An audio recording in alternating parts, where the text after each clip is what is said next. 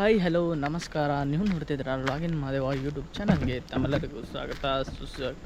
ಇವತ್ತಿನ ವಿಷಯ ಏನಂದರೆ, ನಾನು ಜಾಸ್ತಿ ದಿನ ಆದಮೇಲೆ ನಾನು ವ್ಲಾಗ್ನ ಸ್ಟಾರ್ಟ್ ಮಾಡಿದ್ದೀನಿ. ಯಾವ ರೀತಿ ಇರ್ತದೆ ಅನ್ನೋದನ್ನ ಪಿ ಸಿ ತಗೊಂಡಾದ್ಮೇಲೆ ನಾನು ವೀಡಿಯೋಗಳು ಎಡಿಟಿಂಗ್ ಕಲಿಬೇಕಲ್ಲ, ಒಂದು 3 ತಿಂಗಳಾದರೂ ಬೇಕೇ ಬೇಕಾಗ್ತದೆ. ಯಾಕಂದರೆ ಎಡಿಟಿಂಗ್ ಕಲಿಯೋದು ಈ ಕಂಪ್ಯೂಟ್ರಲ್ಲಿ ಅಷ್ಟು ಮೊಬೈಲ್ನಲ್ಲಿ ನಾವು ಕಲಿತಷ್ಟು ಸುಲಭ ಅಲ್ಲ. ಮೊಬೈಲ್ನಲ್ಲೇ ಕಲಿಯೋದೇ ಸಿಕ್ಕಾಪಟ್ಟೆ ಕಷ್ಟ ಇರೋವಾಗ ನಾವು ಇವಾಗ ಕಂಪ್ಯೂಟ್ರನ್ನ ಕಲಿಬೇಕಂದ್ರೆ, ಯಾವತ್ತು ಕಂಪ್ಯೂಟ್ರನ್ನ ನೋಡಿದ್ದೀನಿ, ಕಂಪ್ಯೂಟ್ರನ್ನ ವರ್ಕ್ ಮಾಡಿರಲಿಲ್ಲ. ಜಾಸ್ತಿಯಾಗಿ ನಾನು ಕಂಪ್ಯೂಟ್ರನ್ನ ಯೂಸ್ ಮಾಡಿರಲಿಲ್ಲ ಎಲ್ಲೂ.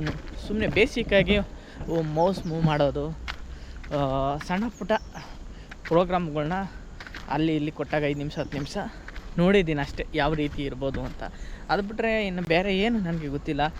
ಅದಕ್ಕೋಸ್ಕರ ನಾನೇನು ಮಾಡ್ತಾಯಿದ್ದೀನಿ, ಎಡಿಟಿಂಗ್ನ ಕಲಿತಾಯಿದ್ದೀನಿ. ಡಾವೆನ್ಸಿ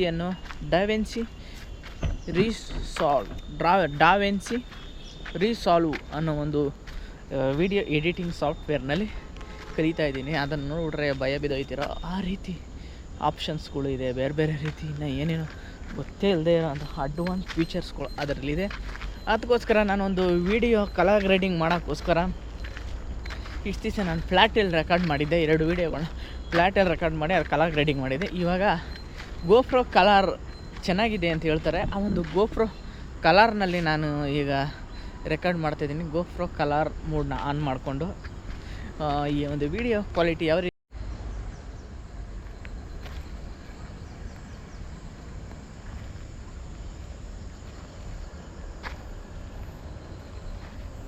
ಈಗ ಸಮಯ ಬಂದು 6 ಗಂಟೆ ಟೈಮ್ನಲ್ಲಿ ನಾನು ಒಂದು ವೀಡಿಯೋನ ಶೂಟ್ ಮಾಡ್ತಾಯಿದ್ದೀನಿ.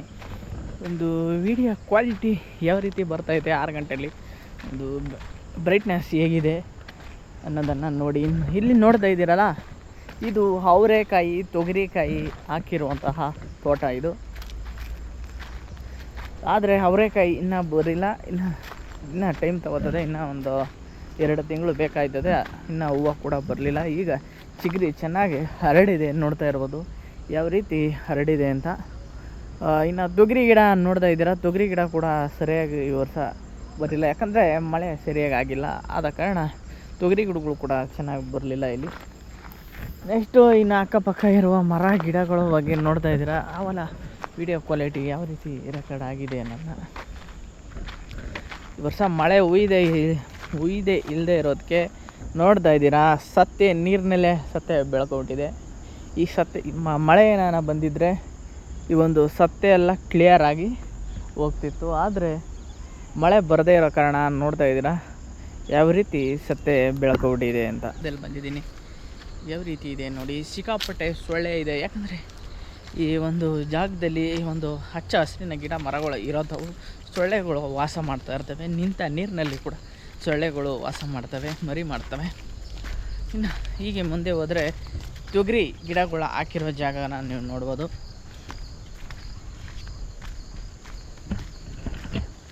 ನೋಡ್ತಾ ಇದ್ರಲ್ಲ, ಇದೆಲ್ಲ ತೊಗರಿ ಗಿಡ ಹಾಕವ್ರೆ. ಇನ್ನು ಮುಂದೆ ಎಲ್ಲ ತೊಗರಿ ಗಿಡ ಹಾಕವ್ರೆ ನೋಡಿ.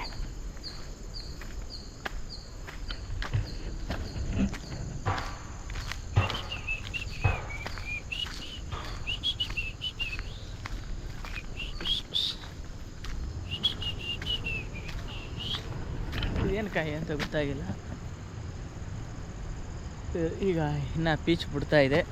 ಇನ್ನು ನನ್ನ ಹಿಂದೆ ನೋಡ್ತಾ ಇದ್ದೀರಲ್ಲ, ಇವೆಲ್ಲ ತೊಗರಿ ಗಿಡಗಳು. ಅದರ ಪಕ್ಕದಲ್ಲಿ ಸಣ್ಣ ಸಣ್ಣ ಅವರೆ ಗಿಡ ಇದೆ.